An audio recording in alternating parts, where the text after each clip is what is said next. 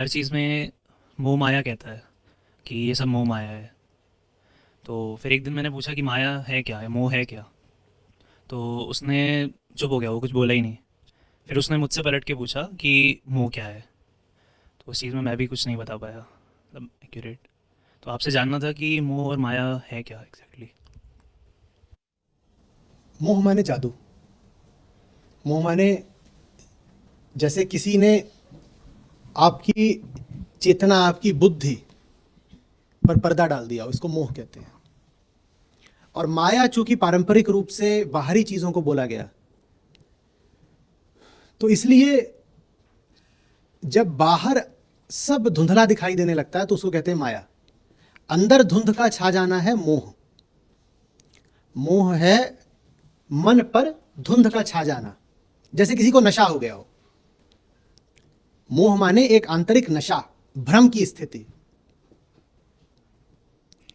एक अचेतन आंतरिक स्थिति, इसको कहते हैं मोह। Charm, delusion.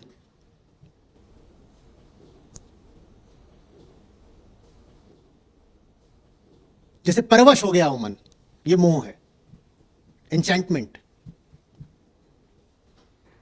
समझ में आ रही बात? आप जब किसी को बोलें कि तू मोहित है, उसका क्या अर्थ है? डिल्यूडेड हो, तुम्हारे दिमाग अभी खराब है, तुम्हें कुछ समझ में नहीं आ रहा है। मोह माने दिमाग पर पर्दा डल जाना, चेतना को नशा हो जाना, एक तरह का हिप्नोसिस, जादू। ये मोह है। मोह की परिभाषा ही यही है। तो इसलिए फिर मोह से संबंधित ये मुहावरा चलता है, मोह माया। मोह माया जब कहते हो मोह माया, तो उसमें आशय होता है मोह से कि भीतर एकदम कोहरा फैल गया है, और माया से फिर आशय होता है कि बाहर अब कुछ साफ दिखाई नहीं दे रहा। मोह माया माने चूंकि भीतर अब कोहरा छा गया है, इसलिए अब बाहर कुछ साफ दिखाई नहीं दे रहा। ऐसे ही चलता है मोह ममता। उसमें भी ममता से पहले मोह आता है।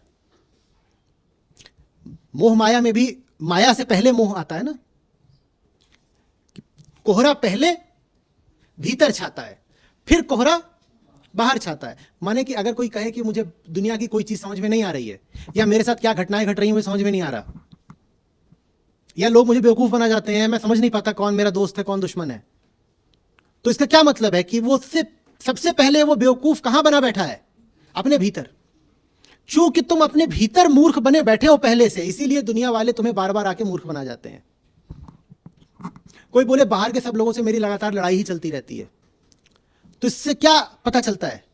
कि वो अपने भीतर किसी संघर्ष में उलझा हुआ है। मोह पहले फिर, वैसे ही मोह पहले फिर ममता, तो मोह माया बोलेंगे, मोह ममता बोलेंगे। माने शुरुआती गड़बड़ क्या है? मोह। मोह पहली गड़बड़ है। मोह पहली गड़बड़ है। चार्म्ड हो जाना, किसी चीज का जादू चल गया आप पर, यह मोह है। आपका मन आपका नहीं रहा, यह मोह है। बुद्धि और विवेक अब कुछ भी साफ साफ देख ही नहीं पा रहे, इसको कहते हैं मोहित या भ्रमित होने की स्थिति। मोह माने भ्रम। अब कुछ पता नहीं चल रहा, तो मोह पहले आता है। अब मोह के साथ फिर ममता क्यों जुड़ती है? क्योंकि ममता का मतलब होता है किसी बाहरी चीज को अपना मान लेना, कह देना मम। किसी बाहरी चीज को अपना मान लेना। तो जब मोह ममता कहा गया, तो उसमें आपको सीख, संदेश यह दिया गया है कि जब तुम्हारा दिमाग खराब हो जाता है ना, माने मोह, सिर्फ तभी तुम में ममता आ सकती है। बिना मोहित हुए ममता संभव ही नहीं है। बिना विक्षिप्त हुए, पागल हुए, ममता आएगी ही नहीं। ममता का मतलब है ऐसी चीज को अपना मानना जो तुम्हारी है ही नहीं। तुम्हारी कोई चीज नहीं है इस दुनिया में। आप बोलते हो मम देह, ये देह तक आपकी है नहीं, तो और कौन सी चीज आपकी होगी? ममता का मतलब है पराई चीज को सचमुच ऐसा कहना कि मेरी है, और यही नहीं, फिर उसकी देखभाल करना, झाड़ना, उसको संभालना, सजोना।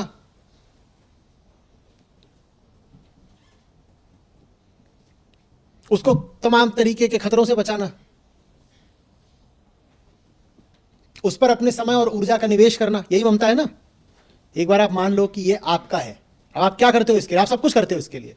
कोई इसे छीने आप उससे लड़ोगे, आप इसको साफ करोगे, आप इसे तह करोगे, आप इसे सुरक्षित जगह पर रखोगे, सब करते हो ना। और ये सब आप कर रहे हो जबकि ये आपका है ही नहीं। जो इसका असली मालिक है वो इसे कभी भी लेने आ सकता है। तो वो ममता कहलाती है। दूसरे की चीज को अपना मानना कहलाता है ममता। दूसरे की चीज को अपना मानने की मूर्खता को कहते हैं ममता। और वो ममता बिना मोह के संभव ही नहीं है। जैसे बाहर की माया संभव नहीं है बिना मोह के, उसी तरीके से ममता संभव नहीं है बिना मोह के। ठीक है ना। तो मोह माने अपनापन नहीं होता, मोह माने अटैचमेंट भी नहीं होता। मोह माने क्या होता है? भ्रम, जादू, काला जादू। जब आप पाओ कि कोई एकदम ही बहकी बहकी बातें कर रहा हो, तो उसके लिए फिर शब्द है कि ये तो बेचारा मोहित हो गया है। मोहित माने पागल, बिल्कुल, जिसका दिमाग एकदम ही सरका हुआ हो, उसको बोलते हैं मोहित। ये अलग बात है कि वो वर्मा जी के बेटे का नाम मोहित और बेटी का नाम ममता है, तो बड़े प्रचलित नाम है ना। इसको हम क्या बोलते हैं? देखिए, संस्कारी हैं वर्मा जी, बच्चों के विशुद्ध भारतीय नाम रखे हैं, मोहित और ममता। और उनके बगल में शर्मा जी रहते हैं, उन्होंने अपनी बच्चियों के नाम रखे हैं आशा और तृष्णा। माया भी रखते हैं।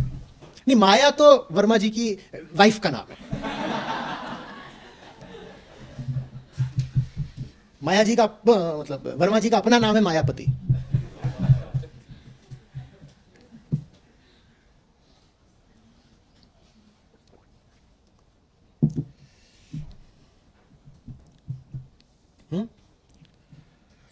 तो कोई मोहित हो रहा हो, यह बहुत बड़ी खतरे की घंटी है।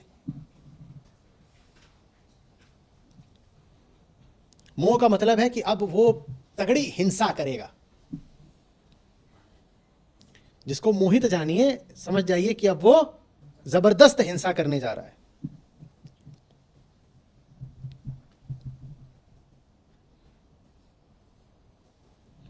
एक आदमी पागल हो जाता है, फिर क्या करता है? टूट फूट, उपद्रव, तोड़फोड़। श्री कृष्ण को तब मोहन क्यों बोलते हैं?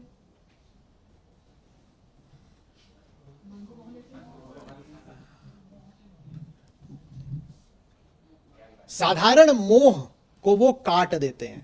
मोह का मतलब है कि कोई आपके ऊपर जादू कर गया। श्री कृष्ण माने वो जिनका जादू सब जादुओं की काट है, इसलिए उनको मोहन बोलते हैं। Mohan the charmer. दुनिया छोटे मोटे तरीकों से आपको चार्म करती है, माने आप पर जादू करती है, आप पर। और श्री कृष्ण आप पर बहुत बड़ा वाला जादू करते हैं, जिससे जितने भी सांसारिक जादू होते हैं वो कट जाते हैं, तो इसलिए उनको मोहन बोलते हैं।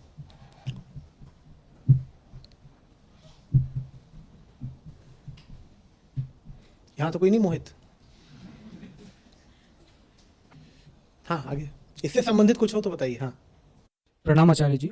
आपने बताया मोह जो है भीतर जब चेतना पर पर्दा पड़ जाता है और उस पर्दा पड़ने की वजह से बाहर अब भ्रम हो जाता है, वो है माया। तो यह है मोह और माया। मोह भी माया ही है, मोह भी माया ही है, पर आमतौर पे, ठीक है, प्रचलित तरीके से माया बाहरी चीजों को माना गया। उदाहरण के लिए कहीं पैसा रखा हो तो कहीं अरे माया, कहीं सोना रखा हो तो कहते माया, कोई आकर्षक स्त्री पुरुष हो तो कहते माया। तो चूंकि माया बाहरी चीज को माना गया, तो जो भीतर वाली माया है उसको मोह कह दिया गया। नहीं तो मोह भी माया ही है। तो माया के दो प्रकार होते हैं, एक आवरण माया और एक विक्षेप। तो आवरण माया को ही मोह कहते हैं और वो भी विक्षेप नहीं कह सकते। जो बाहर की माया है उसमें भी आवरण विक्षेप दोनों होता है, और जो भीतरी मोह है उसमें भी आवरण विक्षेप दोनों होता है। तो ऐसे नहीं बांट सकते कि बाहर वाले में आवरण है, भीतर वाले में विक्षेप, ऐसे नहीं बांट सकते। बाहर भी दोनों है, भीतर भी दोनों है। वो आपने भी एक कथा सुनाया था जिसमें कौवा और कोयल, जो क्योंकि कौवा को पता नहीं होता है। हाँ, तो वो जो ममता होती है कौवे की, वो क्या कर रही है? कोयल के अंडे, ठीक है ना, ऐसा कहा जाता है। मुझे नहीं मालूम ऐसा सचमुच होता है कि नहीं, पर ऐसा कहा जाता है। तो जो ममता है मादा कौवे की कोयल के अंडों से, वो ममता कहां से आ रही है? मोह से आ रही है। मोह माने सच झूठ की पहचान ना कर पाना। जैसे जादू में क्या होता है? जादूगर आपको कुछ करके दिखाता है, जो उसने करा है वो झूठ है, पर आपको क्या लगता है सच है। सच है। तो मोह माने यही होता है, आपके पर जादू चल गया है और आप सच और झूठ का फैसला ही नहीं कर पा रहे, झूठ आपको सच जैसा लग रहा है। क्या इसीलिए श्री कृष्ण गीता में भी मोह को मोह कहते हैं और आसक्ति को संग कहते हैं? आसक्ति बहुत बाद में आती है, मोह के बहुत बाद में आसक्ति आती है। पहले मोह होगा, फिर कुसंग होगा, ऐसे भी मत कहो, पहले मोह होगा, फिर विवेकहीनता होगी, फिर कुसंग होगा, फिर आसक्ति होगी। आसक्ति का मतलब है गलत से चिपक ही गए।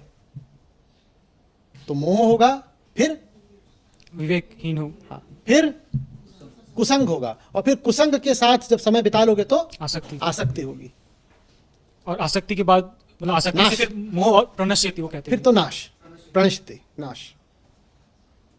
धन्यवाद।